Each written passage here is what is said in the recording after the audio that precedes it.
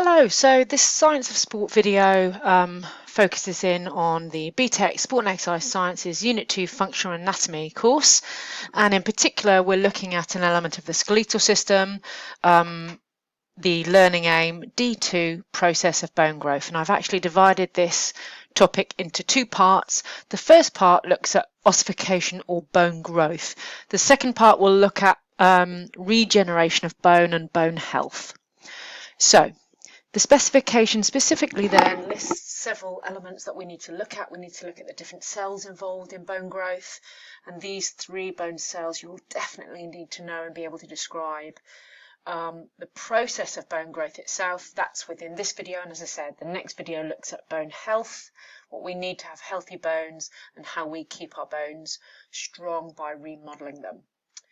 So the story begins, I guess, before we're born, where the initial stage of our skeletal development is of a cartilage model. So we don't have tough, solid bones straight away. We are basically have a skeleton made of cartilage. And it's almost like we're creating the framework using cartilage that ultimately will be replaced by bone and become the skeleton that we know as adults. So babies are born with 350 bones, mainly composed of skeleton, and it's sort of tough but relatively flexible tissue. Ultimately, through this process of ossification, we replace that cartilage in the first couple of months after birth, and that cartilage becomes tough, solid bone. So again, bone growth. The first thing I want to set out there is bones are alive. So we have they are a living organ. I think we often associate it as being dead, as being, not having blood supply. We think of skeletons, we think of, well, possibly sometimes dead bodies when we look at the movies. And the skeleton, bones don't look alive, but they are. They're living organs, constantly adjusting and constantly developing and remodeling. That's a really good word to learn, remodeling, through this process of ossification. Often we talk about bone growth, we talk about long bones, because as we are, babies, toddlers, young children, young adults, and ultimately adults, we get bigger, we get taller, we lengthen in terms of our framework and our structure, and it's the long bones which allow us to lengthen. They grow in length up until about the age of 18 onwards sometimes, when we come to physical maturity and our bones stop growing, and we're going to learn about the process of bone growth through these ossification sites. So we have the formation of a cartilage structure in the embryo. Bones solidify, calcify, ossify as we grow into adults, and from adulthood we stop growing in terms of height and size, but our bones still continue to remodel and reform, although they might not lengthen any further. And of course, if we do damage ourselves by a fracture, our bone is clever and generally can repair itself. In adulthood, through life, old bone tissue is reabsorbed and replaced. It's cleared away by osteoclasts. So we get rid of the sort of old bone tissue and we lay new bone tissue, and it's osteoblasts and osteoclasts that create this new bone tissue. So again, bone growth and bone remodeling through life are sort of two separate things, really. So I've already used the term ossification, and we will be looking now in more detail at this process of ossification. And what it involves is, certainly initially, the removal or destruction of that hyaline cartilage. Remember the cartilage model that we're born with. Except for little bits of cartilage on the end of long bones, we get rid of all that cartilage and we replace that cartilage with bone tissue. So this is the process of ossification, converting cartilage into bone. So a key term, key definition to understand for this specification. Now there are two different kinds of ossification. There's intramembranous ossification. which typically occurs mainly in flat bones, but the process that we're going to look through is called endochondral ossification. And again, this is one that is more typically described in short bones and long bones, and we'll look at it in terms of a long bone. Just before we move on, again, pause the video, have a little look at this. You won't need to understand any great detail in this intramembranous ossification, the flat bone kind, but just to show you really here, this you might recognise could be one of the cranial bones, the flat bones of our skull, and you can see that it's basically a spongy bone sandwich. We've got compact bone on the top, a layer, we've got spongy or cancellous bone, thin sort of layer in the middle, and we've got another layer of compact bone. And this is what flat bones look like. And the process of making that is intramembranous ossification. So let's move on to the important process that you will definitely want to understand and be able to explain yourselves, and that is of endochondral ossification. Your specification might not talk about it in terms of this endochondral term, but I think if you can remember that, that's brilliant. If not, just remember it as ossification. This slide gives a very, very simple version of it, the simplest version of it, and I'm going to give you a simple version and then I'm going to go into more detail in a moment. Simplest version of it is we're born with a cartilage model. We initially have a primary or a first ossification site in the diaphysis of the long bone, so in the middle of the length of a long bone, and this is where calcification and ossification, cartilage hardening starts off in the middle part here. And you can see from the next diagram that that process of ossification means that our bone has gotten longer. So we add length to the bone. That cavity there has gotten bigger. That's called the medullary shaft or medullary cavity. Our diaphysis is lengthened. And what we also get in this next phase is secondary ossification sites in the epiphysis, in the end bits of the long bones. So not only do we have bone being made in the diaphysis, in this primary ossification site, we have bone tissue being laid down or cartilage being converted into bone in the two ends of the bones as well. Lastly then, what we know is that we have, as we've matured, so this would be near adulthood, your upper teenage years, we have bone which has been ossified, so we've got very little cartilage left. We started off with all cartilage, we're reducing the cartilage, we've got even less cartilage here. In this last phase we've got mostly bone, we've just got one sort of cartilage layer here. This is your growth plate, so there would be a growth plate at this end and the other end of the long bone. And this remains the only site where new bone cell is laid down.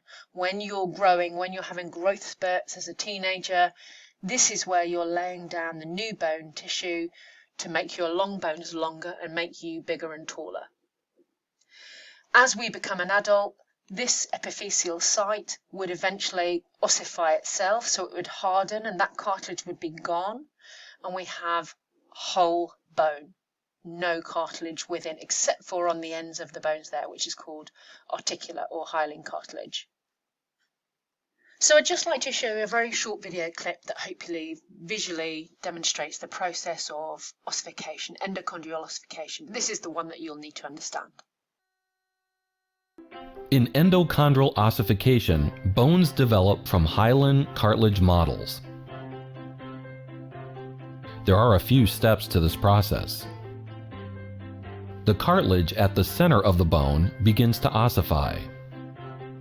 The outer portion of the cartilage, called the perichondrium, begins to form the periosteum. Blood vessels enter the bone and help to form a primary ossification center.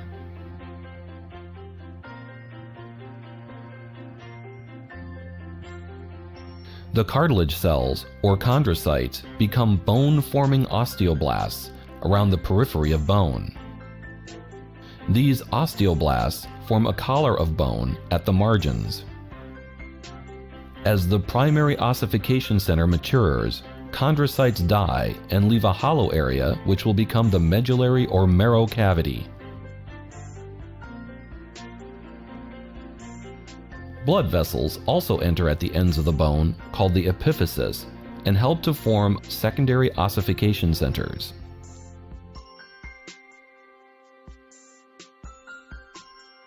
The medullary cavity continues to hollow while cartilage continues to form bone at the epiphyseal plate.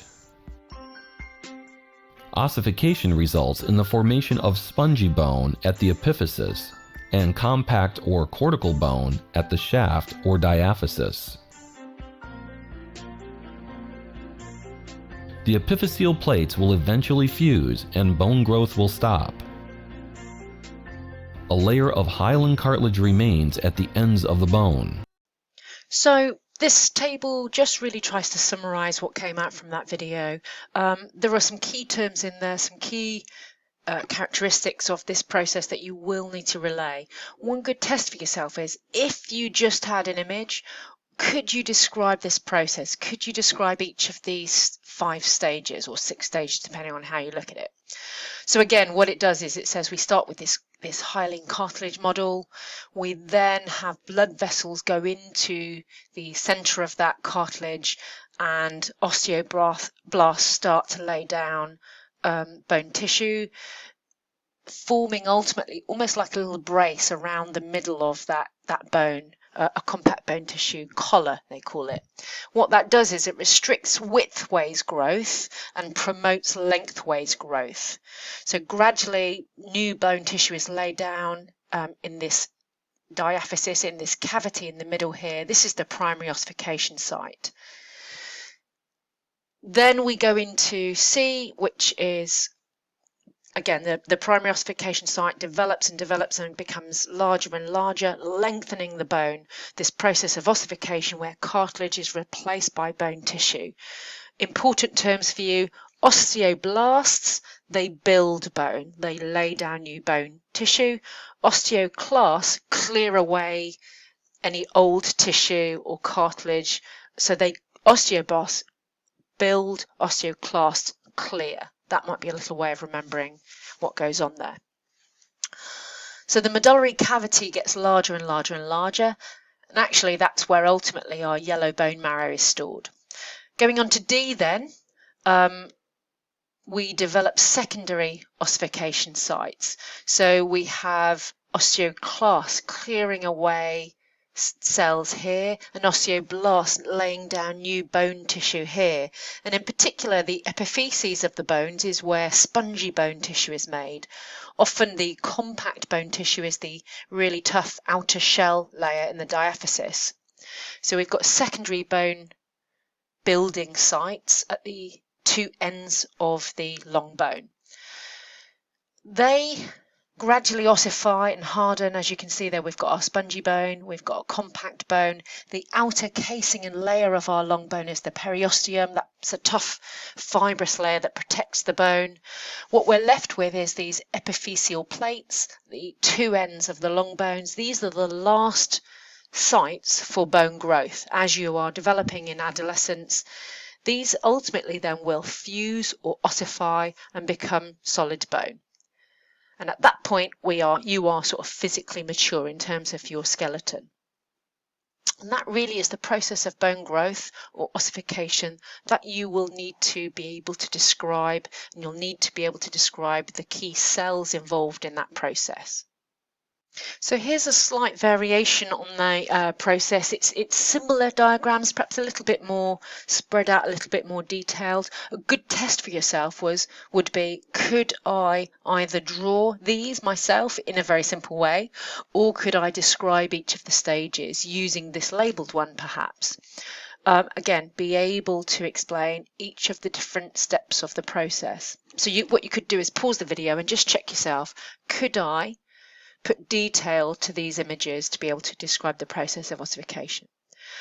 Just to try and show you the difference between a developing epiphyseal site and a fused adult epiphyseal site, here it is. So this X-ray shows a young child's wrist, and you can see the gap there basically is the cartilage or the growth plate or the epiphyseal plate. You can say it's obviously not solidified bone. And in an adult, this is a wrist x-ray, and you can see that where the bone has now fused or ossified, it shows there is no gap because there's no cartilage left. So that's quite a nice visual way of showing the active and fused epiphyseal lines or epiphyseal plates. So these are some of the cells that you will need to know about, specifically mentioned in your specification. So you need to actually ignore this one here, osteogenic cells, but you will need to be able to describe the role of osteocytes, osteoblasts, and osteoclasts.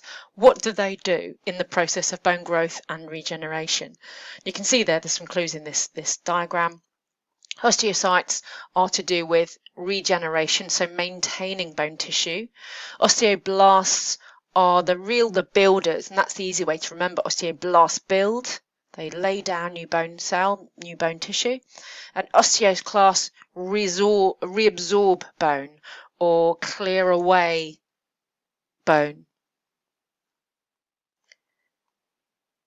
Here's a little bit more detail. So again, there's quite a lot of small detail on this slide. I suggest maybe you pause the video and have a little look at this and digest it in your own time.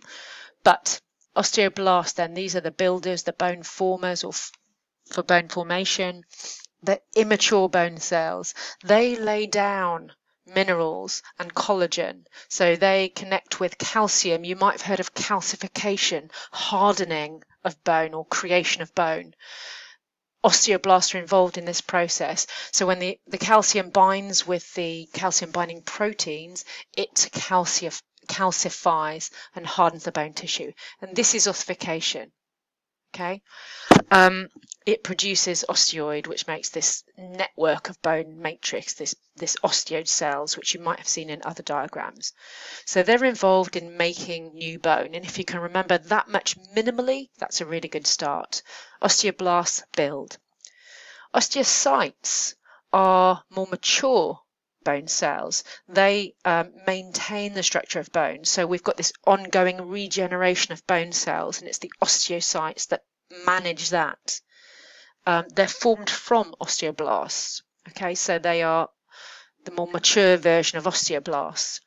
The more you are active, the more stresses, and I mean stress in terms of physical stress you put on your skeleton, running, jogging, walking, strength exercises, the more stress you put on your bony structures, the more these osteocytes will lay down new bone cell and strengthen your bones. And we all know, I hope we know, that being active maintains bone health and bone strength, and it's osteocytes key to that. Lastly, osteoclasts. These are the clear away. They break down bone cells so that we can lay new bone cells down. These almost tidy stuff up. These are large cells that secrete acids. So if you think them as almost like the bone cell monsters, they secrete acids, get rid of the old bone tissue so that the osteoblast can lay down new bone tissue. So they reabsorb or resorb calcium and phosphate into the blood. They clear stuff away. And this process is called osteolysis. That's a bit advanced. If at worst you can remember osteoclasts clear bone tissue away, that's perfect. So this slide actually isn't new information, it's just different diagrams and a little bit of detail I've kind of talked through already. I suggest maybe just pause the video, have a little look. It identifies clearly again our epiphyseal plates, growth plates, the anatomy of a long bone, and talks a little bit through the process of how we lengthen bone, how the cartilage lays down. The cartilage basically is replaced by bone at the epiphyseal plate. So have a little read in your own time. And really lastly in this section, just to distinguish between the two types of bone tissue. When we're growing bones, they're not solid. They're typically comprised of two types of bone tissue. Spongy or cancellous bone tissue means the same thing, spongy, cancellous. It has no osteons, and we'll see osteons in the next slide. And it looks like this honeycomb structure. Again, in previous videos, we've described how amazing this spongy bone tissue is, because these trabeculi are weird spelling, I know, but these trabeculi, this structure here, gives incredible strength to the bone, but keeps it light. And the gaps in between the trabeculi are where our red bone marrow is, and red bone marrow is where red blood cells are produced. So the hematopoiesis process, production of red blood cells, is incredibly important inside the gaps of this spongy bone tissue. The spongy bone tissue, this actually shows a flat bone, but in long bones, let me just go back one slide, the spongy bone tissue is typically found at the end. You can see a little bit there, at the end in the epiphysis.